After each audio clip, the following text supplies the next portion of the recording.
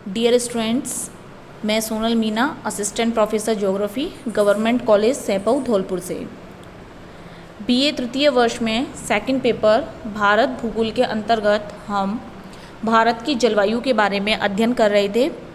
इससे पहले के लेक्चर्स में मैंने आपको भारत की जलवायु, उसको प्रभावित करने वाले कारक, भारत में विभिन्न प्रकार की ऋतुएं, मानसून की प्रक्रिया और मानसून की उत्पत्ति से संबंधित सिद्धांतों के बारे में पढ़ाया। भारत की जलवायु में ही आज हम बात करेंगे भारत के जलवायु प्रदेशों के बारे में। भारत को विभिन्न जलवायु प्रदेशों में समय समय पर अलग अलग विद्वानों ने बांटने का प्रयास किया है। इसमें अगर हम सिद्धांतों की बात करें या वर्गीकरण की बात करें तो स्टाम्प और कैंड्रू का वर्गीकरण है, टिवार्था का वर्गीकरण है, कोपेन का है, थानथवेट का है। लेकिन इनमें से दो वर्गीकरण इम्पॉर्टेंट हैं, कोपेन का और थानथवेट का। तो इन्हीं दोनों वर्गीकरणों के बारे में आज के हम इस लेक्चर में पढ़ेंगे। सबसे पहले बात करते हैं कोपेन के वर्गीकरण के बारे में। कोपेन ने अपना सबसे पहला वर्गीकरण दिया 1918 में और भारत को उस वर्गीकरण में 3 जलवायु प्रदेशों में बांटा।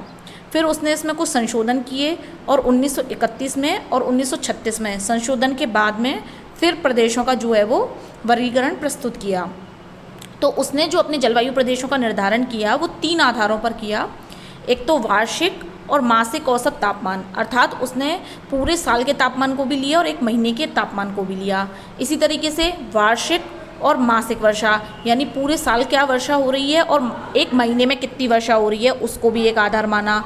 और तीसरी चीज़ मानी वनस्पति, क्योंकि कोई किसी भी क्षेत्र में जो वनस्पति है उसके उगने में वर्षा और तापमान दोनों ही चीज़ें सहायक होती हैं। तो इन तीनों चरों को आधार मान करके उसने अपने सिद्धांत का प्रतिपादन किया। जब कोपेन ने अपना वर्गीकरण दिया तो उसने अंग्रेजी के कुछ अक्षरों का प्रयोग किया और उन अक्षरों के आधार पर अपने संकेत निर्धारित किए।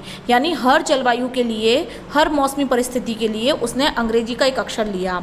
तो इस तरीके से उसने इन 3 आधारों पर 5 प्रमुख जलवायु प्रदेश निर्धारित किए और उनको अंग्रेजी में नाम दिया ABCDE। ये पांचों ही जो हैं वो कैपिटल लेटर में लिखे जाएंगे, यानी बड़ा A, बड़ा B, C, D और E। और इन पांचों को ही जो है इन्होंने अलग अलग नाम दिए, उनके बारे में भी मैं आपको बताऊंगी। अब क्या हुआ कि 5 प्रमुख हो गए ABCDE। इन 5 के बाद में उसने फिर से वर्षा और तापमान के वितरण प्रतिरूप में जो मौसम के आधार पर भिन्नता आती है, अर्थात हर क्षेत्र में जो वर्षा की मात्रा है और जो तापमान का वितरण है वो मौसम के अनुसार चेंज हो जाता है। तो उसके आधार पर फिर इन 5 मुख्य प्रकारों को 9 और उप प्रकारों में बांट दिया। और उसके बाद अंग्रेजी के कुछ और छोटे अक्षरों का प्रयोग किया, जिसमें आया small m, small w, small s, small h, small g, small f और स्मॉल c। हर जो इन्होंने शब्द का प्रयोग किया उस शब्द का अपना एक अलग अलग मतलब है। तो इस आधार पर उन्होंने जो है वो भारत को अपने जलवायु प्रदेशों में विभाजित किया। जैसा कि आपको भारत का एक चित्र दिखाई दे रहा है, जिसमें अगर हम स्टार्टिंग में देखते हैं, सबसे ऊपर से अगर हम स्टार्ट करते हैं तो आप देख सकते हैं सबसे ऊपर है E, जो कि क्या है, ध्रुवीय तुल्य जलवायु। यानी जो ई अक्षर उसने प्रयोग किया वो ध्रुवीय ठंडी जलवायु के लिए किया। फिर आ जाता है ET। तो ET में क्या हुआ कि टुंड्रा तुल्य जलवायु। फिर है BSHW जो कि स्टेपी जलवायु है। फिर है BWHW जो कि उष्ण मरुस्थलीय जलवायु है। CWG जो कि शुष्क शीत ऋतु की मानसूनी जलवायु है। BSHW अर्ध शुष्क स्टेपी जलवायु। AMW लघु शुष्क ऋतु वाली मानसूनी जलवायु। AS सूक्ष्म ग्रीष्म ऋतु वाली जलवायु।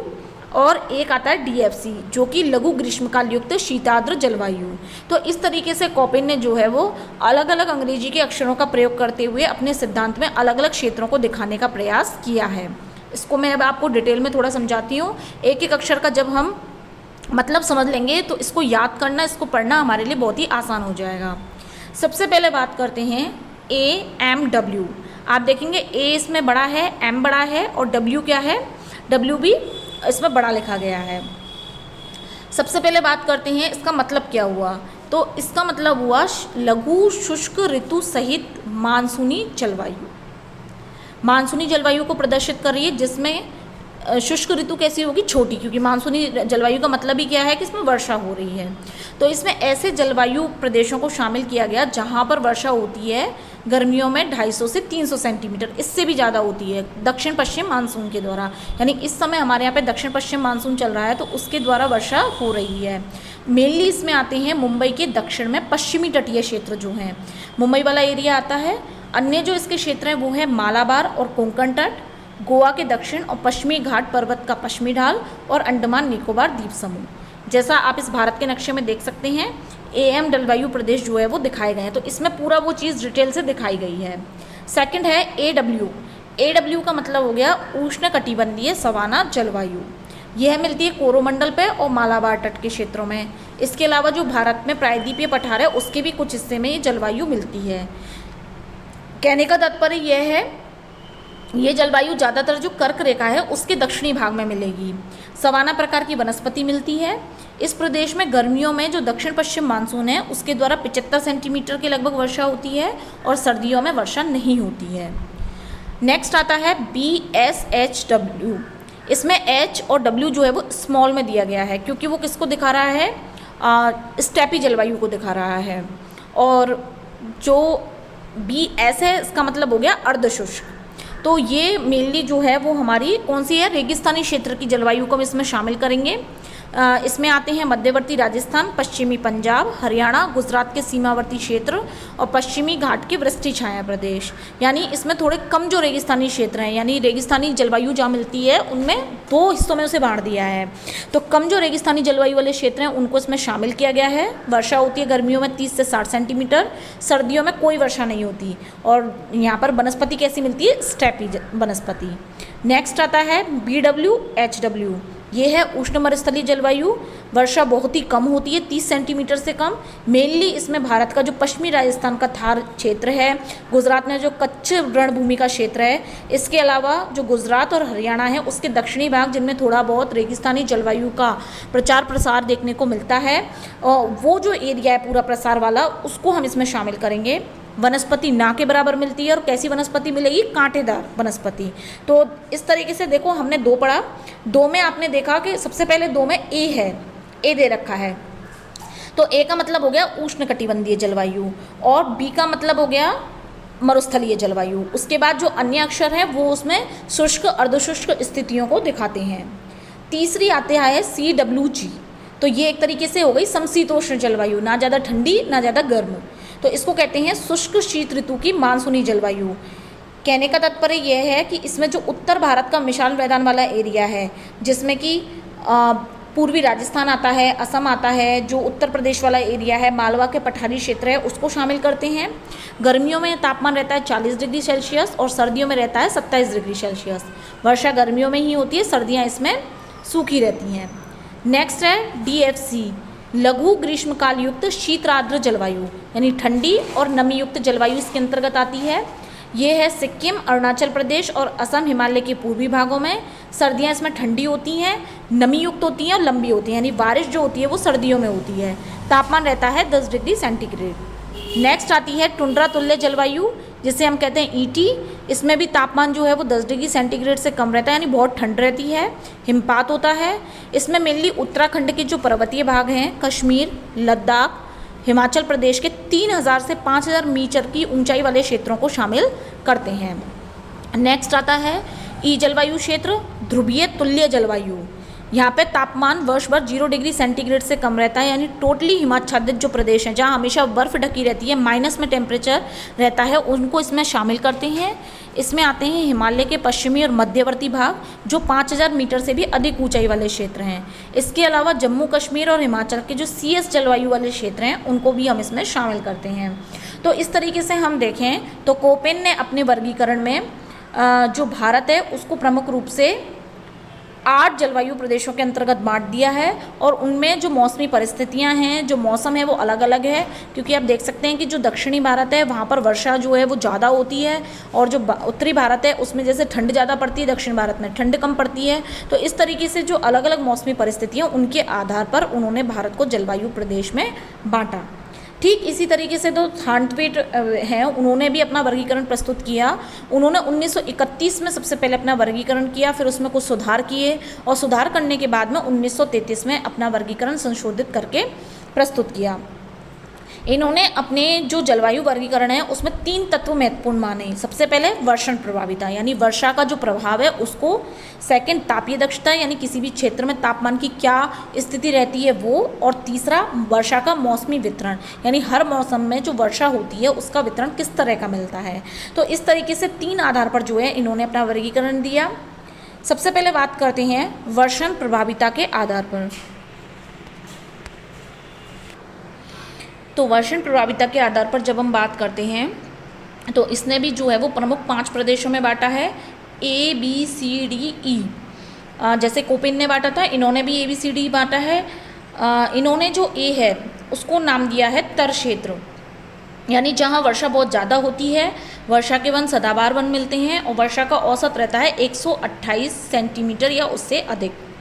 नेक्स्ट है बी में अगर हम बात करें तो ये आर्द्र क्षेत्र है, यहाँ पर वन मिलते हैं, खूब सारे वनस्पति देखने को मिलती है और यहाँ पर वर्षा रहती है 64 से 127 सेंटीमीटर। तीसरा आता है सी कम आर्द्र क्षेत्र, यहाँ पर घास के मैदान मिलते हैं और यहाँ टेम्परेचर जो वर्षा होती है वो रहती है 32 से 63 सेंटीमीटर। नेक्स्ट आता है डी अर्धशुष्क क्षेत्र, स्टेपी जलवायु मिलती है, वर्षा की मात्रा है 16 से 31। और ई जो कि है शुष्क में मिलता है मेनली जो मरुस्थलीय वनस्पति है वो यहाँ पर मिलती है और यहाँ पे टेम्परेचर रहता है 16 से कम। तो इस तरीके से उन्होंने 5 जो है वो जलवायु क्षेत्रों में विभाजित किया, 5 जलवायु क्षेत्र बताए। सबसे पहला तर, दूसरा आर्द्र, तीसरा कम आर्द्र, चौथा अर्धशुष्क और 5वां शुष्क। वर्षण प्रभाविता के आधार पर जो उन्होंने अपना वर्गीकरण दिया, तो वर्षण प्रभाविता का मतलब क्या होता है? वर्षण प्रभाविता का मतलब है वर्षा, कितनी मात्रा में वर्षा हो रही है और कितनी मात्रा में पानी वाष्प बन के उड़ रहा है, यानी वर्षा की जो मात्रा है और जो वाष्पीकरण है उसके अनुपात को इसके अंतर्गत रखा जाता है। तो इन्होंने जितनी औसत मासिक वर्षा है उसको अगर हम कुल जो यांत्रिक वाष्पीकरण हो रहा है उससे विभाजित करें तो वर्षण प्रभाविता निकल करके आती है। सेकंड जो है इन्होंने देखा वो तापीय दक्षता के आधार पर देखा। तो तापीय दक्षता कैसे निकाली इन्होंने? औसत मासिक तापमान कितना है और मासिक वाष्पीकरण कितना है उसका आपस में भाग दे करके निकाला। वर्षण प्रभाविता के बाद में इन्होंने जो 5 क्षेत्र बताए हैं उन 5 क्षेत्रों को फिर से 5 उपविभागों में बांटा गया, जिसमें सबसे पहला आया small are.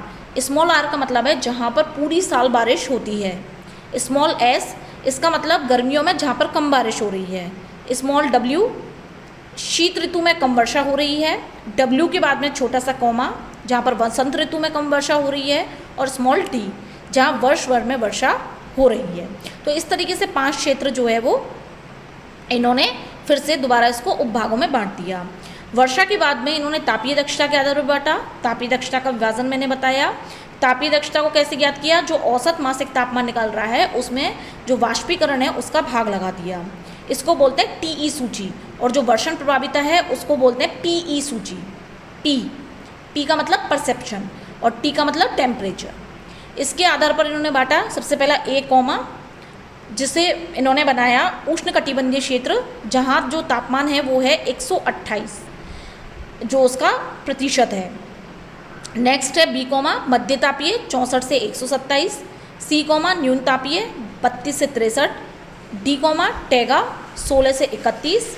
E comma tundra 1 से 15। और एफ कॉमा हिमाच्छादित यानी टेम्परेचर बिल्कुल जहाँ पर 0 रहता है, जहाँ पर किसी भी तरह का जो है वो मतलब ठंड वाला क्षेत्र, हिमाच्छादित क्षेत्र माइनस में टेम्परेचर रहता है। इसके बाद में इन्होंने जो जलवायु प्रदेश इसके आधार पर बांटे, तो सबसे पहला आया ए कॉमा आर। ए का मतलब हो गया उष्णकटिबंधीय, ए कॉमा का मतलब हो गया उष्णकटिबंधीय, ए का मतलब हो गया तर और जो जहाँ पर हमेशा वर्ष भर वर्षा होती है। तो उष्णकटिबंधीय जलवायु को इसमें शामिल किया, जहाँ पर पूरे साल ऊंचा तापमान रहता है, पर्याप्त वर्षा होती है। प्रमुख रूप से इसमें क्षेत्र आते हैं कोंकण, मालाबार क्षेत्र, गंगा का तट, मेघालय, असम का दक्षिणी भाग और मिजोरम और त्रिपुरा। नेक्स्ट है बी ए कॉमा स्मॉल डब्ल्यू उष्णकटिबंधीय आर्द्र जलवायु। सर्दियों में यहाँ पे सूखा रहता है, गर्मियों में बारिश होती है। इसमें मिलने आते हैं पश्चिमी घाट और पश्चिम बंगाल के क्षेत्र। फिर है बी कॉमा डब्ल्यू मध्य तापीय समशीतोष्ण कटिबंधीय आर्द्र जलवायु क्षेत्र, जहाँ पर सर्दियों में बारिश नहीं होती है, गर्मियों में बारिश होती है। प्रमुख क्षेत्र आते हैं असम, मेघालय, मिजोरम और नागालैंड। नेक्स्ट आता है सी ए कॉमा डब्ल्यू उष्णकटिबंधीय उपाद्र जलवायु, इसमें उपाद्र दशाएं रहती हैं, ग्रीष्मकाल में वर्षा होती है, सर्दियों में वर्षा नहीं होती। यह देश का सबसे बड़ा जलवायु प्रदेश है।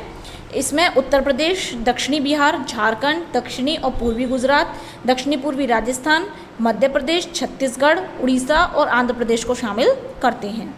नेक्स्ट आता है CA, उष्णकटिबंधीय उपाद्र जलवायु। इसमें सर्दियों में वर्षा होती है और मेनली ये तमिलनाडु के पूर्वी भाग में स्थित है। फिर है CB, जलवायु, CB, इसमें आता है मध्य तापीय उपाद्र जलवायु क्षेत्र। सर्दियाँ सूखी रहती हैं, गर्मियों में बारिश होती है। ये है प्रमुख रूप से गंगा का क्षेत्र, गंगा का मैदानी क्षेत्र। DA, उष्णकटिबंधीय अर्धशुष्क जलवायु प्रदेश। सर्दियाँ शुष्क रहती हैं, गर्मियों में वर्षा होती है। इसमें गुजरात के कच्छ प्रदेश और अरावली पर्वत के दोनों ओर के भागों को शामिल करते हैं। फिर है DB, मध्य तापीय अर्धशुष्क जलवायु क्षेत्र। इसमें उत्तरी पश्चिमी राजस्थान, पश्चिमी पंजाब, हरियाणा क्षेत्रों को शामिल करते हैं। स्टेपीज तुल्य जलवायु मिलती है यहाँ पे। सर्दियाँ शुष्क रहती हैं और गर्मियों में वर्षा होती है। फिर है DB, मध्य तापीय या समशीतोष्ण अर्धशुष्क जलवायु। इसमें हर मौसम में बारिश की कमी रहती है, अर्थात शुष्कता पाई जाती है। मेनली इसमें जो क्षेत्र आते हैं वो आते हैं दक्षिण भारत में पश्चिमी घाट के पूर्वी भाग में स्थित वृष्टि छाया प्रदेश। इसके बाद नेक्स्ट आता है D, टेंगा जलवायु क्षेत्र, जहाँ पर तापीय दक्षता सूचकांक बहुत ही कम रहता है। हिमालय के निचले क्षेत्रों को इसमें शामिल करते हैं। सर्दियों में यहाँ पे तापमान काफ़ी कम रहता है। E, टुंड्रा जलवायु क्षेत्र। सर्दियों में यहाँ पे बर्फ़ गिरती है। वर्ष भर जो तापमान है वो हिमांक से नीचे रहता है। उच्च हिमालय क्षेत्र व लद्दाख क्षेत्र को इसमें शामिल किया जाता है। EA, D, उष्णकटिबंधीय मरुस्थलीय जलवायु। प्रत्येक मौसम में जो वर्षा होती है उसकी कमी रहती है। इसका विस्तार मेनली जो पश्चिमी राजस्थान है उसके रेगिस्तानी क्षेत्रों में देखने को मिलता है। तो इस तरीके से कोपेन और थॉर्नवेट ने भारत की जितनी भी जलवायु परिस्थितियाँ हैं उनको आधार मानते हुए वर्षा और मेनली जो मौसम है और उसमें जो वर्षा हो गई, तापमान हो गया और वनस्पति उगती है उसके आधार पर जलवायु प्रदेशों का निर्धारण किया है। तो ये दोनों ही के जो वर्गीकरण है वो बहुत ही इंपॉर्टेंट हैं। अब जो हमारा भारत की जलवायु से रिलेटेड टॉपिक है वो यहीं पर पूरा होता है। नेक्स्ट टॉपिक हम स्टार्ट करेंगे भारत की प्राकृतिक वनस्पति, जिसके बारे में हम अपने नेक्स्ट लेक्चर में पढ़ेंगे।